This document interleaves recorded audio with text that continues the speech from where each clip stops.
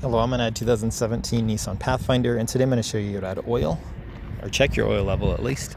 So we'll open the hood, and then while the vehicle's turned off with the motor off, we're going to check down here. This is your dipstick. So pull this all the way out, and then I'd wipe it clean with a good rag or paper towel. Stick it all the way back in. A little easier to do with two hands, so to stick it all the way back in, pull it all the way back out. And at this point, I would check in the end here by the H there on the left side of these grids is your full, and then towards the right side of this grid pattern is low. So you want it pretty close to the end, if not on the end of that where those grid patterns are by the H. If it's not, if it's closer to the right, it's low, and you probably want to add some more oil to top it off. But we'll stick this all the way back in. Once it's all the way in, this is where you're going to add your new oil.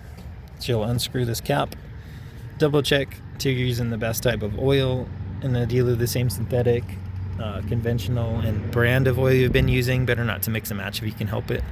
But with this unscrewed, with the engine off, either straight from your quart jug or with a funnel, just add as needed.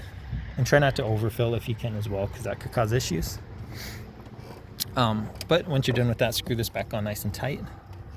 And then at that point, I would start the motor, and for about 5 seconds or so, circulate that new oil, turn it off, and then, as we did in the beginning, check this dipstick to see if we're at the full mark now. And all that said, I wouldn't do any of this in replacement of regular oil changes, which, depending on motor age, mileage, type of oil you're using, usually you do those between 3,000 to 8,000 miles or so between each oil change.